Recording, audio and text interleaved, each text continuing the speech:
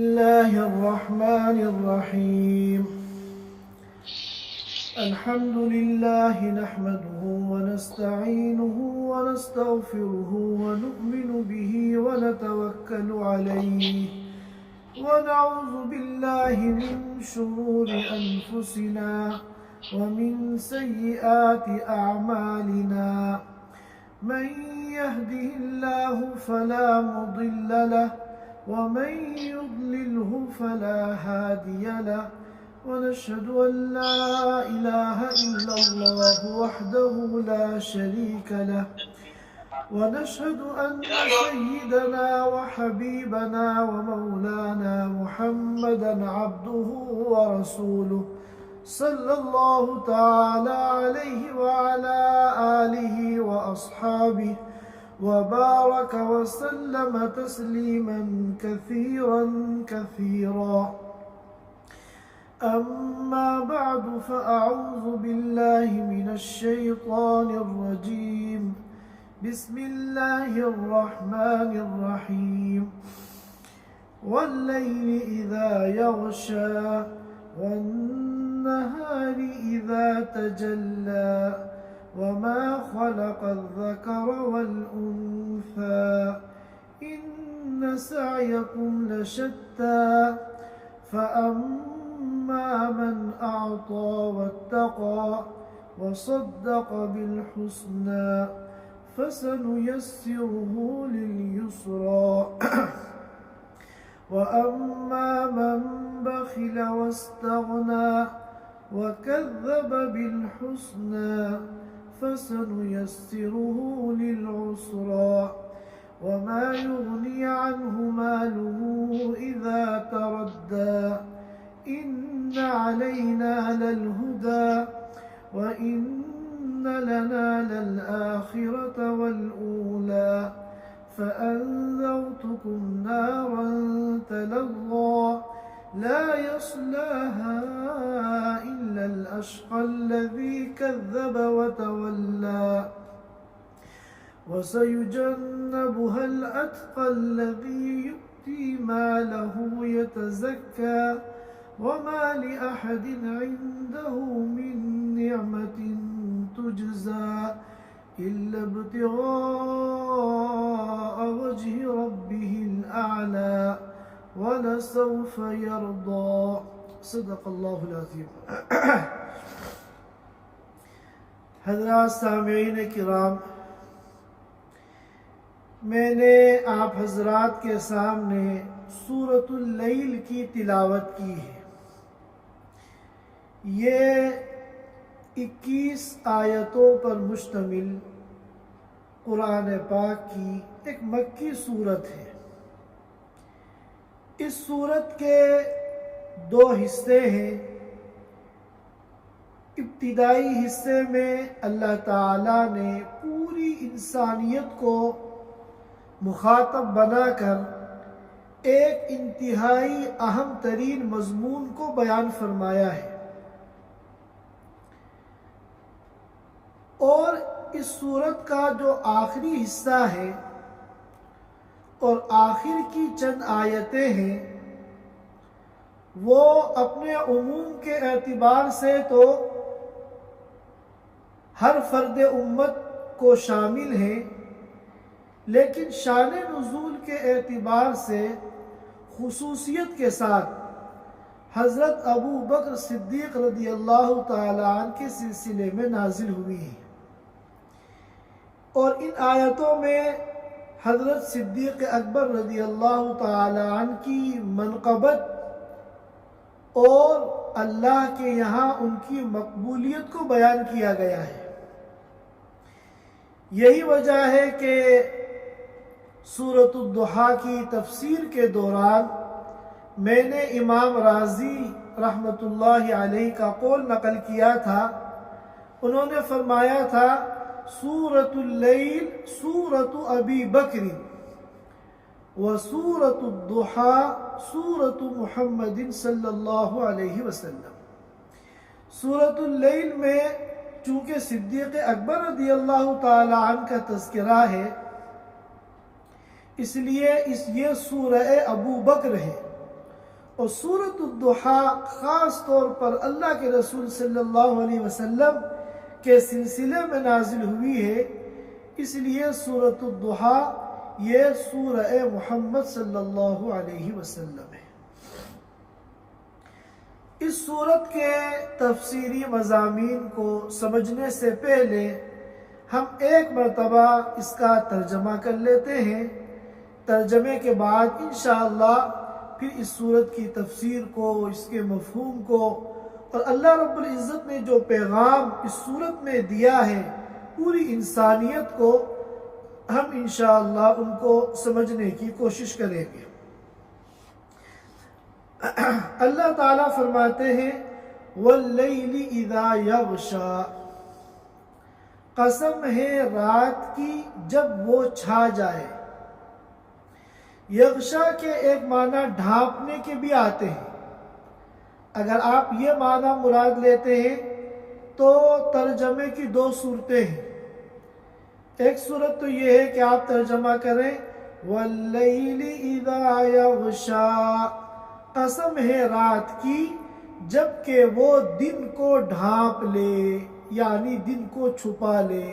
جب دن چھپتا ہے تو رات آ جاتی ہے۔ اور دوسری صورت ہے ترجمہ کی وَاللَّيْلِ إِذَا يَغْشَى، قسم ہے رات کی جب کہ وہ روشنی کو چھپا لے۔ اس کے بعد فرمایا وَالنَّهَارِ إِذَا تَجَلَّى، قسم ہے دن کی جب وہ روشن ہو جائے۔ اس کے بعد فرمایا وَمَا خَلَقَ الذَّكَرَ وَالْأُنثَى، قسم ہے اس ذات عالی کی جس نے مذکر اور مؤنث کو پیدا کیا۔ یا آپ ترجمہ کر لیں قسم ہے اس ذات عالی کی جس نے مرد اور عورت کو پیدا کیا۔ یا آپ ترجمہ کر لیں قسم ہے اس ذات عالی کی جس نے نر اور مادہ کو پیدا کیا۔ نر اور مادہ یہ ترجمہ کریں تو زیادہ مناسب ہے، کیونکہ اللہ تعالیٰ نے یہ جو مرد اور عورت بنائے ہیں، مذکر اور مؤنث بنائے ہیں، یہ صرف انسانوں ہی میں نہیں بلکہ جانوروں میں بھی اللہ تعالیٰ نے بنائے ہیں۔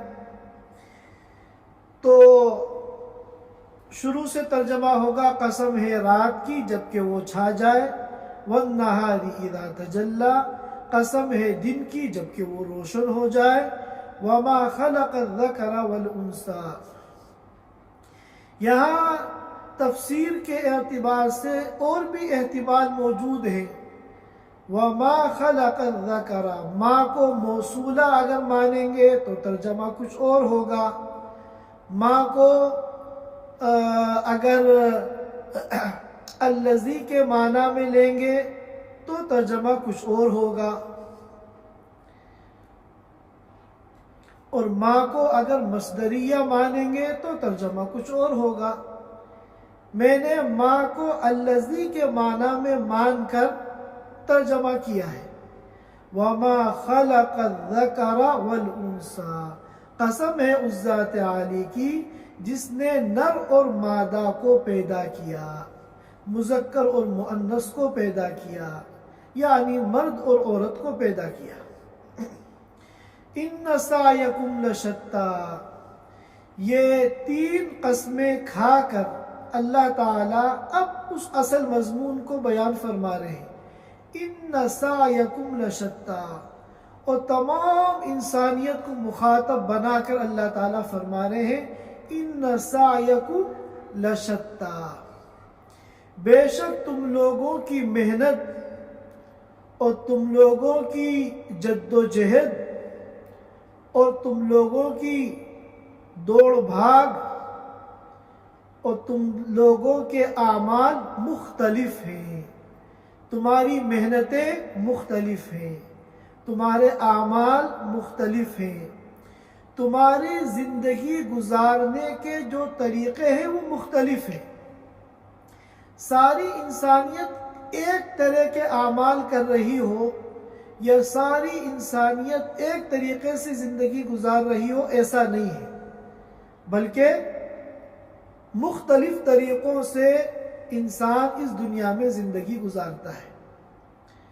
پھر اللہ تعالیٰ نے یہاں بنیادی طور پر دو طریقے بیان کیے ہیں، ایک تو اللہ کا طریقہ ہے زندگی گزارنے کا، اور ایک غیر اللہ کا طریقہ ہے۔ تو اللہ کا جو طریقہ ہے پہلے اس کو بیان کر رہے ہیں۔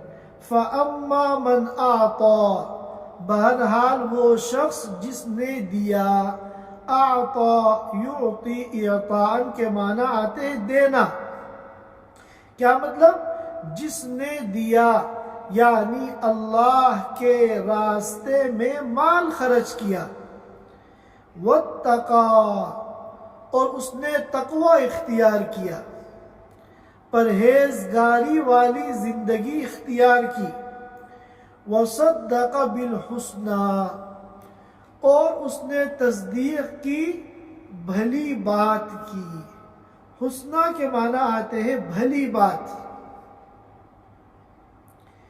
مراد یہاں کیا ہے؟ مختلف احتمال ہیں۔ حسنہ سے مراد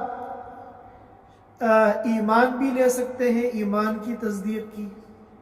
حسنہ سے مراد کلمہ شہادت بھی لے سکتے ہیں کہ شہادتین کی تصدیق کی، اور حسنہ سے مراد جو ہے دین اسلام بھی لے سکتے ہیں، سب کا حاصل ایک ہے۔ وصدق بالحسنى، اور اس نے اسلام کی تصدیق کی، یعنی مذہب اسلام کو اپنے دل سے سچا مانا۔ فَسَنُيَسِّرُهُ لِلْيُسْرَى، تو ہم آسان بنا دیں گے اس کے لیے جنت کا راستہ، یا ہم آسان بنا دیں گے اس کے لیے جنت میں لے جانے والے اعمال کو۔ جو اعمال ہیں جنت کے، وہی جنت کا راستہ ہے۔ اور اس کے مقابلے میں جو دوسرا طریقہ زندگی ہے، جو غیر اللہ کا طریقہ ہے زندگی گزارنے کا، اس کے بارے میں فرما رہے ہیں وَأَمَّا مَنْ بَخِلَ، اور بہرحال جس نے بخل کیا، کنجوسی کی، اپنے مال کو اللہ کے راستے میں خرچ کرنے سے روکا، وَاسْتَغْنَى، اور بے پرواہ ہو کر زندگی گزاری، بجائے اس کے کہ تقوی کی زندگی گزارتا اور ہر قدم پھونک پھونک کر رکھتا کہ کہیں میرے اس عمل سے اللہ تعالیٰ ناراض تو نہیں ہو رہے ہیں، یہ زندگی گزارنے کے بجائے اس نے وَاسْتَغْنَى، بے پرواہ ہو کر زندگی گزاری، لاپرواہی والی زندگی، غفلت والی زندگی۔ اس نے کبھی نہیں سوچا کہ میرے اس عمل سے اللہ راضی ہے یا ناراض ہے، میرے اس عمل سے اللہ کا کوئی حکم تو نہیں ٹوٹ رہا ہے، ان باتوں کا کوئی دھیان نہیں دیا، بلکہ بے پرواہ ہو کر زندگی گزاری۔ وَكَذَّبَ بِالْحُسْنَى، اور اس نے بھلی بات کو جھٹلایا، یعنی ایمان کو جھٹلایا، یا کلمہ شہادت کو جھٹلایا، یا دین اسلام کو جھٹلایا۔ فَسَنُيَسِّرُهُ لِلْعُسْرَى، تو ہم آسان بنا دیں گے اس کے لیے جہنم کے راستے کو۔ وَمَا يُغْنِي عَنْهُ مَالُهُ إِذَا تَرَدَّى، اور اس کا یہ مال جو اس نے بچا بچا کے رکھا تھا اور ختم ہونے کے ڈر سے اللہ کے راستے میں اس نے خرچ نہیں کیا تھا، جو مالی عبادتیں اس کے اوپر واجب تھیں ان مالی عبادتوں کو اس نے ادا نہیں کیا تھا اپنے مال کو بچانے کی وجہ سے۔ وَمَا يُغْنِي عَنْهُ مَالُهُ، یہ مال اس کے کام نہیں آئے گا۔ کب؟ اِذَا تَرَدَّى، جب وہ برباد ہوگا، جب وہ ہلاک ہوگا، جب وہ قبر کے گڑھے میں جائے گا یا جہنم کے گڑھے میں اس کو پھینکا جائے گا، تو اس وقت یہ مال اس کے کام نہیں آئے گا۔ اِنَّ عَلَيْنَا لَلْهُدَى، ہمارے ذمے تو راستہ دکھانا ہے، راستہ بتانا ہے، رہنمائی کرنا ہے کہ دیکھو یہ راستہ جو ہے جنت کا راستہ ہے، یہ اعمال جنت میں لے جانے والے اعمال ہیں، اور یہ راستہ جو ہے یہ جہنم کا راستہ ہے، اور یہ جو اعمال ہیں یہ جہنم میں لے جانے والے اعمال ہیں۔ ان علینا للہدا، ہمارے ذمے تو راستہ دکھانا ہے۔ وَإِنَّ لَنَا لَلْآخِرَةَ وَالْأُولَى، اور دنیا اور آخرت دونوں ہماری ہیں۔ ایسا نہیں ہے کہ ہماری حکومت و بادشاہ صرف دنیا میں چلے، دنیا میں بھی ہماری حکومت چلتی ہے اور آخرت میں بھی ہماری حکومت چلے گی۔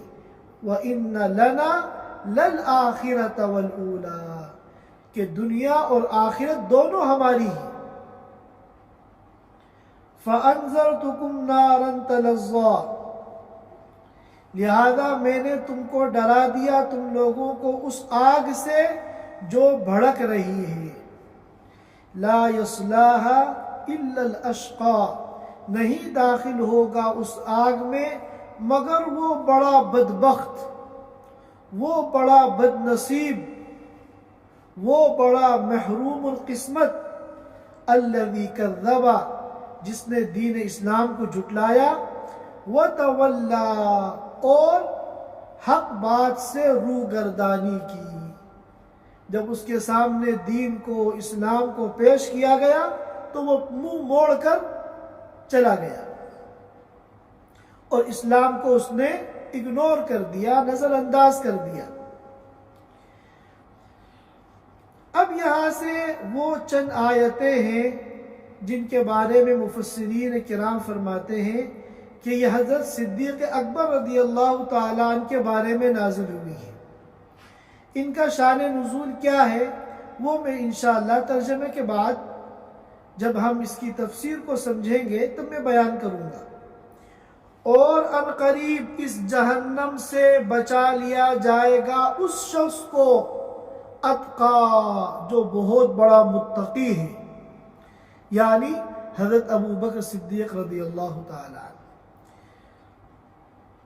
الذی یؤتی مالہ یتزکا، جو اپنے مال کو دیتا ہے، یعنی اللہ کے راستے میں خرچ کرتا ہے۔ کیوں؟ یتزکا، پاکی حاصل کرنے کے لیے، اپنے باطن کو صاف اور مصفا کرنے کے لیے، اللہ کا تقرب حاصل کرنے کے لیے۔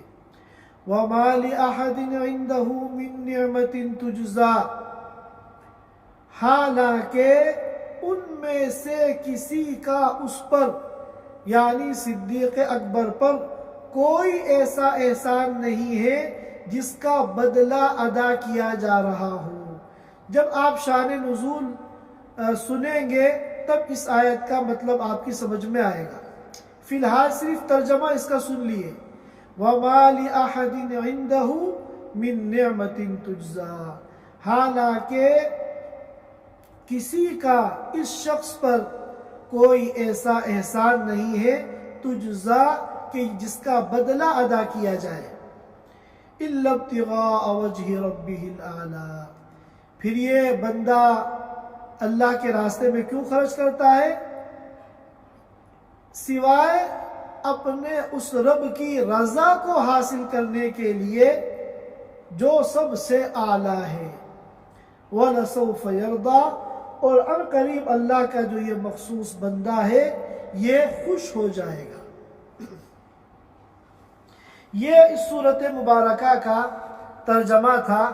اب ہم یہاں پوری صورت میں ہمیں دو باتیں سمجھنی ہیں۔ پہلی بات تو آیت کے ابتدا میں اللہ پاک نے جو مضمون بیان کیا ہے وہ کیا ہے، اور دوسری بات صدیق اکبر رضی اللہ تعالیٰ عنہ کے متعلق صورت کے آخر میں جو چند آیتیں نازل ہوئی ہیں، ان آیتوں کا شان نزول کیا ہے؟ تو ان دو باتوں کو ہمیں اس صورت کی تفسیر میں سمجھنا ہے۔ پہلی بات، اللہ تعالیٰ نے اصل مضمون کو بیان کرنے سے پہلے 3 قسمیں کھائیں، اور آپ کو معلوم ہے کہ بندے جب قسم کھاتے ہیں تو ان کا مقصد ہوتا ہے اپنی بات کا یقین دلانا، لیکن اللہ تعالیٰ کو اپنی بات کا یقین دلانے کی کوئی ضرورت نہیں ہے۔ اللہ تعالیٰ جب قسم کھاتے ہیں تو اللہ تعالیٰ کا کیا مقصد ہوتا ہے؟ قسم کھا کر اللہ تعالیٰ یہ چاہتے ہیں کہ ان قسموں کے بعد جب اصل مضمون بیان کیا جائے تو اصل مضمون کے آنے سے پہلے بندے اچھی طرح اس کو سننے کے لیے متوجہ ہو جائے۔ بہت سی باتیں اللہ پاک بغیر قسم کے بیان کرتے ہیں، اور جہاں اللہ تعالیٰ کسی بات کو بیان کرنے سے پہلے قسمیں کھاتے ہیں تو گویا کہ اللہ یہ چاہتے ہیں کہ سب لوگ اچھی طرح متوجہ ہو جائے اصل بات کو سننے کے لیے، کیونکہ قسم کھا کر جو بات بیان کی جاتی ہے وہ کوئی معمولی بات نہیں ہوتی، بلکہ ایسی بات ہے جو خصوصی توجہ چاہتی ہے۔ چنانچہ 3 قسمیں کھائیں۔ واللیل اذا یغشا، قسم ہے رات کی جب وہ چھا جائے۔ نمبر 2، والنہار اذا تجلا، اور قسم ہے دن کی جب وہ اچھی طرح روشن ہو جائے۔ وما خلق الذکر والانثى، قسم ہے اس ذات عالی کی جس نے مذکر اور مؤنث کو، نر اور مادہ کو پیدا کیا۔ اب ان 3 قسموں کے بعد اصل مضمون بیان فرما رہے، ان سعیکم لشتی، کہ اے بنو آدم، اے آدم کی اولاد، خوب کان کھول کر توجہ سے اس مضمون کو سن لو۔ ان سعیکم لشتی، کہ تمہارا جو زندگی گزارنے کا طریقہ ہے وہ مختلف ہے۔ سارے انسان ایک طریقے سے زندگی نہیں گزارتے، بلکہ بنیادی طور پر 2 طریقے زندگی گزارنے کے اس دنیا میں پائے جاتے ہیں۔ ایک طریقہ تو کیا ہے؟ اللہ کا طریقہ، جس طریقے کے مطابق زندگی گزارنے کا اللہ نے بندوں کو حکم دیا، اور یہ طریقہ کیا ہے؟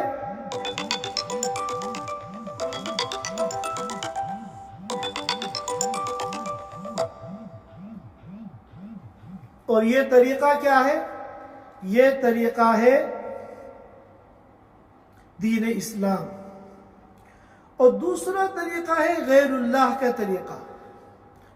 اسلام کے علاوہ دنیا میں جتنے بھی طریقے ہیں، چاہے وہ یہودیت ہو، چاہے مسیحیت ہو، چاہے قادیانیت ہو، چاہے شیعیت ہو، یا جو بھی مذہب ہو، وہ سب غیر اللہ کے طریقے ہیں۔ تو بنیادی طریقے اس دنیا میں زندگی گزارنے کے 2 ہیں۔ نمبر 1 اللہ کا طریقہ، اور نمبر 2 غیر اللہ کا طریقہ۔ اس کے بعد اللہ فرماتے ہیں کہ اللہ کا جو طریقہ ہے، جس کے 3 موٹے موٹے کام یہاں اس صورت میں بیان کیے گئے ہیں۔ سب سے پہلا کام ہے فَأَمَّا مَنْ أَعْطَى، بہرحال وہ شخص جس نے اللہ کے راستے میں خرچ کیا۔ وَاتَّقَى، اور تقوی اختیار کیا۔ تقوی کا مفہوم یہ ہے کہ بندہ جو بھی کوئی عمل اس دنیا کے اندر کرے، عمل سے پہلے وہ 2 باتوں پہ غور کر لے۔ نمبر 1، میرا یہ عمل اللہ کی منشا کے مطابق ہے یا نہیں۔ نمبر 2، میرا یہ عمل خالص اللہ کی رضا کے لیے ہے یا نہیں۔ اب اللہ کی منشا کے مطابق اگر نہیں ہے، ایک آدمی شراب پی رہا ہے، شراب سے پہلے وہ یہ دیکھے کہ یہ میرا عمل اللہ کی منشا کے مطابق ہے یا نہیں۔ تو اس کو معلوم ہوگا یہ تو اللہ کی منشا کے خلاف ہے۔ اللہ کا حکم ہے انما الخمر والمیسر والانصاب والازلام رجس من عمل الشیطان فاجتنبوہ، لہذا چونکہ اللہ کی منشا کے خلاف ہے لہذا اللہ کے ڈر سے وہ اس عمل کو چھوڑ دے۔ اب ایک آدمی نماز پڑھ رہا ہے دکھلاوے کے لیے، لمبی لمبی رکعتیں پڑھ رہا ہے کہ لوگ مجھے دیندار کہیں گے، نمازی کہیں گے، میری امیج اچھی بنے گی لوگوں کی نگاہ میں۔ تو اس عمل سے پہلے جب وہ دیکھے گا کہ میرا یہ عمل اللہ کی منشا کے مطابق ہے یا نہیں، تو ظاہر ہے نماز پڑھنا تو اللہ کی منشا کے مطابق ہے۔ لیکن جو دوسری بات تھی کہ اللہ کی خالص اللہ کی رضا کے لیے ہے یا نہیں، تو یہاں یہ خالص اللہ کی رضا کے لیے نہیں ہے، تو دوسروں کو دکھلانے کے لیے ہے، لہذا اللہ کے ڈر سے وہ اس ریاکاری کو چھوڑے۔ اور ریاکاری کو چھوڑنا بہت آسان ہے، ذرا سی توجہ دینے کی ضرورت ہے۔ کسی بھی عمل کے وقت اگر دل میں ہمارے یہ خیال پیدا ہو رہا ہے کہ لوگوں کو میرے اس عمل کے بارے میں پتہ چلے گا تو میری کتنی اچھی امیج بنے گی اور لوگ مجھے کتنا نیک اور صالح اور دیندار سمجھیں گے، جیسے یہ خیال آئے فوراً اللہ کے سامنے دل میں توبہ کرے اور اللہ تعالیٰ سے کہے کہ اللہ میں خالص تیری رضا کے لیے یہ عمل کرنا چاہتا ہوں، اور شیطان یہ باطل خیالات اور ریاکاری کے وسوسے میرے دل میں ڈال کر میرے اس عمل کو برباد کرنا چاہتا ہے، اور قیامت کے دن مجھے مجرموں کے کٹہرے میں کھڑا کرنا چاہتا ہے۔ لہذا اے اللہ میں آپ کے ذریعے پناہ مانگتا ہوں، ان باطل خیالات کو میرے دل سے نکال دے اور میرے اس عمل کو خالص اپنی رضا کے لیے بنا دے۔ بس دل میں یہ سوچ لے، انشاءاللہ ریاکاری ختم ہو جائے گی اور اس عمل کے اندر اخلاص پیدا ہو جائے گا۔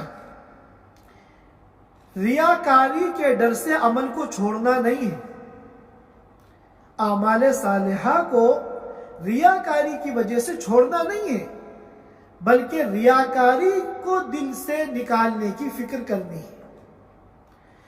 شیطان جو ہے بڑے بڑے کام کرتا ہے انسان، تو شیطان اس قسم کی باتیں دل میں لاتا ہے، ریاکاری، نام و نمود، دکھلاوا، کہ میرا یہ عمل لوگوں کے علم میں آئے، لوگوں کو پتہ چلے،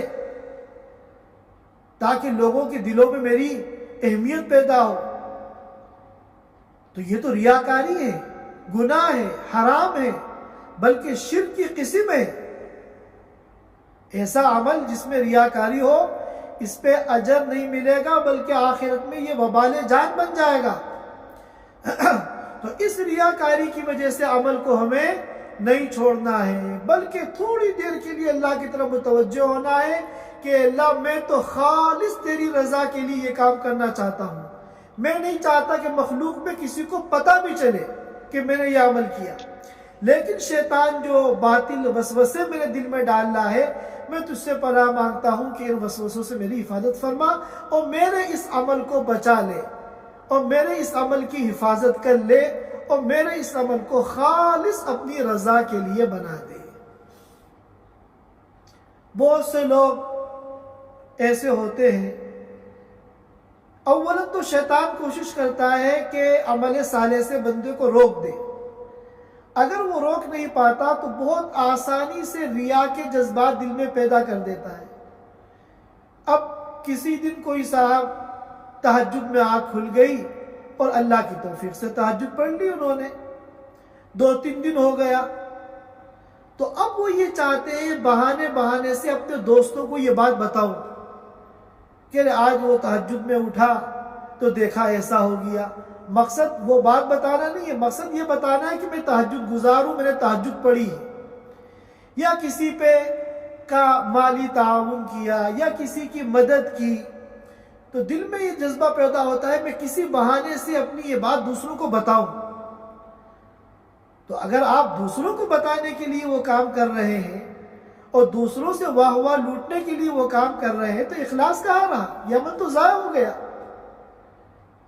بہت سے لوگ، کوئی ضرورت مند ہوتا ہے، رشتہ دار ہوتا ہے، اور ایسا رشتہ دار ہوتا ہے جس کے ذریعے تکلیفیں پہنچتی ہیں، اب کسی موقع پہ وہ قرض مانگتا ہے، اب آپ نے جو ہے اس کو قرض دے دیا، اس کی مدد کر دی، اور قرض کی ادائیگی میں اس کو تاخیر ہو رہی ہے۔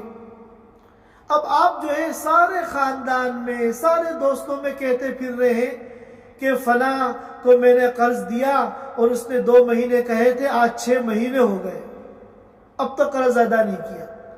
تو ہم سارے میں اس کو بدنام کرتے پھر رہے ہیں، اس کو ذلیل کرتے پھر رہے ہیں، ہم اس کی غیبتیں کر رہے ہیں، حالانکہ قرض دینا تو مستحب تھا، اور یہ جو آپ غیبت کر رہے ہیں یہ گناہ کبیرہ اور حرام ہے۔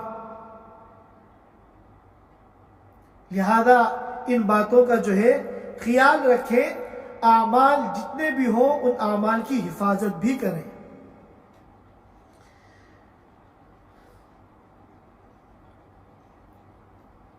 تو میں یاد کر رہا تھا ان سعیکم لشتی فاما من اعطی، بہرحال جس نے اللہ کے راستے میں خرچ کیا، واتقی، اور تقوی اختیار کیا، یعنی ہر عمل کا طریقہ بھی صحیح اور نیت بھی صحیح، وصدق بالحسنی، اور دین اسلام کی تصدیق کی، جس کو ہم ایمان کہتے ہیں۔ اب سوال یہ ہے کہ اللہ کے راستے میں خرچ کرنا، تقوی اختیار کرنا، یہ تو اعمال ہیں، اور صدق بالحسنی یہ ایمان ہے، دل سے اسلام کی تصدیق کرنا تو ایمان ہے، اور ایمان اعمال پر مقدم ہے، اور یہاں اللہ نے اعمال پہلے بیان کیے، فَأَمَّا مَنْ أَعْطَى وَاتَّقَى، اور ایمان کو بعد میں بیان کیا، وَصَدَّقَ بِالْحُسْنَى۔ اس کی کیا وجہ ہے؟ تو اس کا جواب مفسرین کرام نے یہ دیا کہ در حقیقت یہاں جو بحث ہو رہی ہے، یہاں جو موضوع گفتگو ہے وہ اعمال ہیں۔ ان سعیکم لشتی کہا تھا کہ تمہارے اعمال مختلف ہیں، تو چونکہ اعمال کو بیان کرنا مقصود ہے اس لیے اس کو مقدم کیا۔ فَسَنُيَسِّرُهُ لِلْيُسْرَى، جو اللہ کے بتائے ہوئے طریقے کو اختیار کرے گا، اللہ نے زندگی گزارنے کا جو نقشہ دیا ہے دین اسلام کی شکل میں، اس نقشے کے مطابق زندگی گزارے گا تو اللہ فرماتے ہیں فَسَنُيَسِّرُهُ لِلْيُسْرَى، تو ہم آسان کر دیں گے اس کے لیے جنت کا راستہ۔ یسر کے معنی آتے ہیں آسانی، ہم نے سورہ انشراح کی تفسیر میں بتایا تھا فَإِنَّ مَعَ الْعُسْرِ يُسْرًا إِنَّ مَعَ الْعُسْرِ يُسْرًا، کہ عسر کے معنی پریشانی اور یسر کے معنی آسانی۔ تو نیسرو کے معنی ہے آسان بنانا کسی چیز کو، اور یسرا کے معنی ہے آرام دہ چیز، جس میں آرام ہو، راحت ہو، آسانی ہو، اور مراد اس سے کیا ہے؟ جنت، کیونکہ جنت پوری کائنات کے اندر واحد ایسا مقام ہے جہاں اللہ نے آرام ہی آرام رکھا ہے، راحت ہی راحت رکھی ہے، آسانی ہی آسانی رکھی ہے، مزے ہی مزے ہیں۔ تو جو اللہ کے بتائے ہوئے طریقے کو اختیار کرے گا، جس کے موٹے موٹے 3 کام مثال کے طور پر یہاں بیان کر دیے، نمبر 1 اللہ کے راستے میں خرچ کرنا، نمبر 2 اللہ کے ڈر سے گناہوں سے بچنا جس کا نام تقوی ہے، نمبر 3 دین اسلام کی تصدیق کرنا۔ تو اللہ نے کیا فرمایا؟ جو اس راستے کو اختیار کرے گا اور ان کاموں کو کرے گا، ہم اس کے لیے جنت کا راستہ آسان کر دیں گے۔ یعنی وہ اعمال صالحہ جو بندے کو جنت میں لے جاتے ہیں، ہم ان اعمال صالحہ پر عمل بندے کے لیے آسان کر دیں گے۔ اب اس کو نماز پڑھنے میں مزہ آئے گا، اب اس کو اللہ کے راستے میں خرچ کرنے میں مزہ آئے گا، اب اس کو اللہ کے راستے میں نکلنے میں، جماعت میں جانے میں مزہ آئے گا، دین کے کاموں میں اس کو لذت ہوگی۔ فَسَنُيَسِّرُهُ لِلْيُسْرَىٰ۔ اب اس کے مقابلے میں دوسرا راستہ جو غیر اللہ کا راستہ ہے، جو غیر اللہ کا طریقہ زندگی ہے، جو کہ باطل ہے، اس کی بھی 3 موٹی موٹی علامتیں بیان کر رہے ہیں، اور یہ 3 جو ہے پہلے طریقے کے جو 3 کام بتائے تھے بالکل اس کے اپوزٹ ہیں۔ وَأَمَّا مَن بَخِلَ وَاسْتَغْنَىٰ وَكَذَّبَ بِالْحُسْنَىٰ۔ وَأَمَّا مَن بَخِلَ، اور بہرحال جس نے کنجوسی اختیار کی، یعنی اپنے مال کو اللہ کے راستے میں خرچ کرنے سے روکا، یہ آتا کی ضد ہے۔ فَأَمَّا مَنْ آتا کہا تھا کہ جس نے اللہ کے راستے میں خرچ کیا، اس کے مقابلے میں ہے وَأَمَّا مَنْ بَخِلَ، جس نے کنجوسی کی اور اللہ کے راستے میں خرچ کرنے سے اپنے مال کو روکا۔ وَاسْتَغْنَىٰ، پہلے تو کہا تھا فَأَمَّا مَنْ آتَىٰ وَاتَّقَىٰ، جس نے تقوی اختیار کیا دوسرے نمبر پر، اور یہاں دوسرے نمبر پہ کیا ہے؟ وَاسْتَغْنَىٰ۔ تقوی میں تو کیا ہوتا ہے؟ انسان پھونک پھونک کر قدم رکھتا ہے،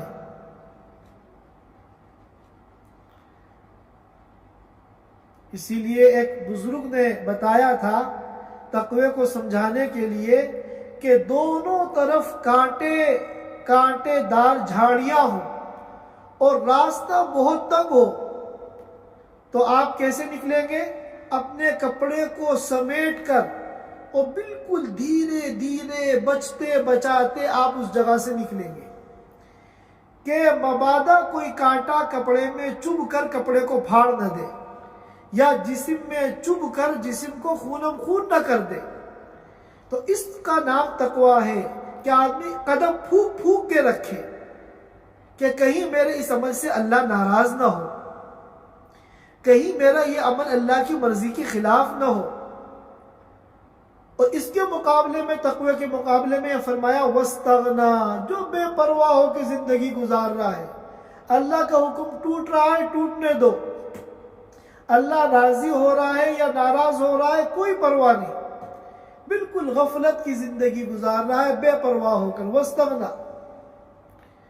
اور تیسری بات وَكَذَّبَ بِالْحُسْنَىٰ، پہلے نے تو کیا کیا تھا؟ وَصَدَّقَ بِالْحُسْنَىٰ، اسلام کو قبول کیا تھا، اور یہاں اس نے کیا کیا؟ وَكَذَّبَ بِالْحُسْنَىٰ، اسلام کو جھٹلا دیا، ایمان کو جھٹلا دیا، کلمہ شہادت کو، لا الہ الا اللہ محمد رسول اللہ کو جھٹلا دیا، انکار کر دیا۔ تو جو یہ 3 کام کرے گا، اللہ کے راستے میں خرچ کرنے میں بخل کرے گا، اور بجائے احتیاط اور تقوی والی زندگی گزارنے کے بے پرواہ ہو کے زندگی گزارے گا، بے دھڑک معاصی کے اندر مبتلا ہوگا، گناہوں کے اندر مبتلا ہوگا، اور دین اسلام کو جھٹلائے گا، فَسَنُيَسِّرُهُ لِلْعُسْرَىٰ، تو عنقریب ہم اس کے لیے جہنم کے راستے کو آسان بنا دیں گے، عنقریب ہم اس کے لیے جہنم کے راستے کو آسان بنا دیں گے۔ دیکھیے، عسر کے معنی آتے ہیں پریشانی، تکلیف، مشقت، اور عسرہ وہ چیز جس میں پریشانی ہو، مشقت ہو، تکلیف ہو، اور پوری کائنات میں واحد مقام ایسا جہاں تکلیف ہی تکلیف ہے، مشقت ہی مشقت ہے، عذاب ہی عذاب ہے، وہ کیا ہے؟ جہنم ہے۔ لہذا عسرہ سے مراد جہنم۔ تو جو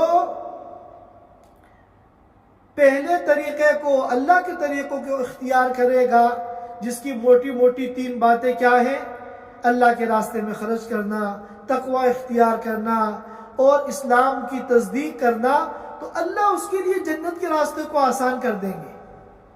اور جو غیر اللہ کا طریقہ اختیار کرے گا، یعنی بخل کرے گا، کنجوسی کرے گا، حقوق مالیہ جو ہے ان کو ادا نہیں کرے گا اور بے پرواہ کی زندگی گزارے گا، اللہ کی رضا اور اللہ کے حکم کا اسے کوئی خیال نہیں ہوگا اور اسلام کو جھٹلائے گا، تو اللہ اس کے لیے جہنم کے راستے کو آسان کر دیں گے۔ تو معلوم ہوا کہ ہمارا جو کام ہے وہ پہلا قدم اٹھانا ہے۔ ہم پہلا قدم اٹھائیں گے اپنے اختیار سے، اپنے ارادے سے، اپنی چوائس سے، پھر منزل تک پہنچانا یہ اللہ کا کام ہے۔ اللہ تعالیٰ پھر منزل کو آسان کر دیں گے، راستے کو آسان بنا دیں گے۔ اب جنہوں نے اللہ کے طریقے کو اختیار کیا ہے، اللہ تعالیٰ اس کے لیے جنت کا راستہ آسان کر دیں گے۔ جنت میں لے جانے والے جو نیک اعمال ہیں، اللہ ان اعمال کی لذت، ان اعمال کی حلاوت اور ان اعمال کا شوق بندے کے دل میں پیدا کر دیں گے۔ بندے کو نیک کاموں میں مزہ آنے لگے گا۔ اور جو غیر اللہ کے طریقے کو اختیار کرے گا، اللہ اس کے لیے جہنم کا راستہ آسان کر دیں گے۔ پھر اس کو فسق و فجور میں، گناہوں میں، عیاشی میں مزہ آئے گا۔ چنانچہ ہم غور کریں، جو لوگ دیندار ہیں، نیک ہیں، صالح ہیں، جنہوں نے اللہ کے طریقے زندگی کو قبول کیا ہے، اللہ کے طریقے زندگی کو اختیار کیا ہے، ان کو مسجد کے ماحول میں مزہ آتا ہے۔ جب وہ جماعت میں جاتے ہیں اور مسجد والا ماحول 24 گھنٹہ ان کو ملتا ہے تو ان کو اس میں مزہ آتا ہے، ان کو لذت محسوس ہوتی ہے، کیف اور سرور ان کو حاصل ہوتا ہے۔ ان کو اگر آپ کسی ڈانس اور ناچ اور گانے کی مجلس میں اگر آپ لے جائیں تو وہاں وہ بے چین ہو جائیں گے، مچھلی بے آب کی طرح تڑپنے لگیں گے اور وہاں سے نکلنے کا وہ راستہ تلاش کریں گے، کیونکہ انہوں نے اللہ کے طریقے کو اختیار کیا ہے تو اللہ نے ان اعمال کو ان کے لیے آسان کر دیا۔ اور جنہوں نے غیر اللہ کا طریقہ اختیار کیا ہے، ان کو فسق و فجور کی مجلسوں میں مزہ آتا ہے، وہاں لذت محسوس ہوتی ہے۔ ان کو اگر اٹھا کے مسجد والے ماحول میں لایا جائے تو وہ پریشان ہونے لگتے ہیں، وہ بے چین ہونے لگتے ہیں۔ میں ایک واقعہ اس سلسلے کا بیان کروں۔ ہمارے خاندان کے ایک بزرگ ہیں جو میرے دادا کے چھوٹے بھائی تھے، حضرت مولانا افتخار الحسن کانلوی رحمۃ اللہ علیہ۔ ابھی چند سال پہلے ان کا انتقال ہوا ہے اور تقریباً 104 سال ان کی عمر تھی۔ حضرت مولانا الیاس صاحب کانلوی رحمۃ اللہ علیہ کے وہ سالے تھے۔ اور ایک بات میں اور بھی بتا دوں آپ حضرات کو کہ مولانا الیاس صاحب کانلوی رحمۃ اللہ علیہ کا جو فوٹو انٹرنیٹ وغیرہ پہ نظر آتا ہے وہ مولانا الیاس صاحب رحمۃ اللہ علیہ کا نہیں ہے۔ مولانا الیاس صاحب کانلوی رحمۃ اللہ علیہ کا پوری زندگی میں کوئی فوٹو نہیں کھینچا۔ یہ جو فوٹو ہے یہ مولانا افتخار الحسن صاحب کانلوی رحمۃ اللہ علیہ کا ہے، جو مولانا الیاس صاحب کے سالے تھے، جو آپ لوگوں کی بھی جو ہے کہ نظر سے گزرا ہوگا، جس میں مخصوص امامہ باندھ رکھا ہے اور چشمہ لگا رکھا ہے۔ تو ان کا میں واقعہ بیان کر رہا ہوں کہ آخر عمر میں کافی بوڑھے ہو گئے تھے اور کمزوری آ گئی تھی، تو اتنے کمزور ہو گئے تھے کہ مسجد بھی بغیر سہارے کے جانا ان کے لیے مشکل تھا۔ تو یا تو ویل چیئر پہ وہ مسجد جاتے تھے یا کم از کم 2 آدمی سہارا دے کر ان کو مسجد لے کے جاتے تھے۔ انہی ایام میں ایک دن جب وہ تہجد میں اٹھے، اچھا ان کا معمول یہ تھا کہ ان کی جو قیام گاہ تھی وہ اس میں کسی اور کو وہاں رات میں سونے کی اجازت نہیں تھی، وہ اکیلے رہتے تھے۔ یہ چونکہ سنا سنایا واقعہ نہیں ہے، ہمارے اپنے گھر کا واقعہ، اس لیے میں اس واقعے کو سنا رہا ہوں۔ ورنہ میں زیادہ واقعات سناتا نہیں ہوں. تو ایک دن جب وہ تہجد میں اٹھے تو دیکھا پانی نہیں آ رہا ہے، وضو کرنے کے لیے پانی نہیں ہے. اب یہ کوئی ایسی بڑی بات نہیں تھی، تہجد تو کوئی فرض نہیں ہے. فجر کی نماز تک وہ انتظار کر لیتے تو ان کے خادم بھی آ جاتے اور گھر کے افراد بھی فجر میں آ جاتے، اور وہ تہجد میں بھی بہت پہلے اٹھتے تھے، 1-1.5 گھنٹہ پہلے اٹھتے تھے. تو اب پانی کے نہ ہونے کی وجہ سے وہ پریشان ہو گئے، میں کیسے وضو کروں، آج میری تہجد چھوٹ جائے گی. تو نہ جانے کہاں سے ان کے اندر طاقت آئی کہ وہ لوٹا لے کر اپنی قیام گاہ سے باہر نکلے اور مسجد جو محلے کی ہے وہاں گئے پانی لانے کے لیے. لیکن وہاں کا جب نلکا دیکھا انہوں نے کہ وہ خراب ہے، وہاں بھی پانی نہیں ہے. تو پھر وہ کئی سو میٹر کے فاصلے پر جامع مسجد ہے کاندلے کی، جامع مسجد کے وہاں سے پانی لانے کے لیے. تو دیکھا جامع مسجد کا دروازہ بند ہے، تالا پڑا ہوا ہے. پھر بھی واپس آ سکتے تھے، مگر انہوں نے ہمت نہیں ہاری. اس بڑھاپے میں اور اس کمزوری کے ساتھ جامع مسجد کے پیچھے وہاں مندر ہے، اور عجیب و غریب وہاں کی بات ہے کہ مسجد کی اور جامع مسجد کی اور مندر کی دیوار ملی ہوئی ہے. تو اس مندر کی میں گئے، وہاں جو پجاری تھا مندر کا وہ اتفاق سے جاگ رہا تھا. اس نے جب دیکھا حضرت کو تو وہ بھاگا بھاگا آیا کہ آپ اس وقت یہاں کیسے. وہ حیران رہ گیا. ان کو بتایا کہ بھائی مجھے پانی چاہیے وضو کرنے کے لیے. وہ بھاگا بھاگا گیا، اس نے پانی لا کے دیا. چونکہ ہندو مسلم سب ہی ان کی عزت کرتے تھے، اور کاندلہ ہی نہیں بلکہ اطراف کے سارے علاقے کے سارے ہندو، سارے مسلمان سب ان کے معتقد تھے. تو اس نے جو ہے ان کو پانی لا کے دیا. وہ پانی لے کر آئے، اس سے وضو کیا، اور وضو کر کے جب تک مصلی پر کھڑے نہیں ہو گئے ان کو سکون نہیں ملا. یہ ہے فَسَنُيَسِّرُهُ لِلْيُسْرَى کہ اللہ تعالی جب کوئی اللہ کے طریقے زندگی کو اختیار کرے گا، اپنے ارادے سے ایک قدم آگے بڑھائے گا، تو اللہ تعالیٰ اس کے لیے جنت کا راستہ آسان کر دیں گے. آج ہٹے کٹے نوجوان فجر کی نماز میں ان کے لیے اٹھنا مشکل ہے، لیکن یہ ایسے بزرگ، ایسے ناتواں کہ تہجد کے لیے وہ انہوں نے اتنی مشقت برداشت کی کہ اگلے دن جب لوگوں کو پتہ چلا تو سب حیران رہ گئے کہ یہ کیسے اتنا رات کے اندھیرے میں پانی لینے کے لیے گئے. تو اس طرح کے بے شمار واقعات ہیں. تو ہمارا کام جو ہے یہ مطلب نہیں ہے کہ جو دنیا کی عیاشیاں کر رہے ہیں وہ مزے میں ہیں، اور جو دین کے لیے قربانیاں دے رہے ہیں وہ پریشان ہیں یا ان کی زندگی بدمزہ ہے. ایسا نہیں ہے، ان سے زیادہ یہ مزے کر رہے ہیں. اللہ نے اعمال کی لذت ان کے دلوں میں پیدا کر دی ہے. لہذا ہم سب کو چاہیے کہ ہم ارادہ کریں اور اپنے اختیار سے اللہ کو خوش کرنے والا طریقہ اختیار کریں. اللہ تعالی ہمارے لیے منزل کو آسان کر دیں گے. یہ چند باتیں اس سورت سے متعلق میں نے عرض کی ہیں، اور ابھی آدھی سورت باقی ہے. انشاءاللہ ہم اس کو اگلے جمعے میں پورا کر لیں گے. اللہ تعالی ہم سب کو کہنے سننے سے زیادہ عمل کی توفیق عطا فرمائے.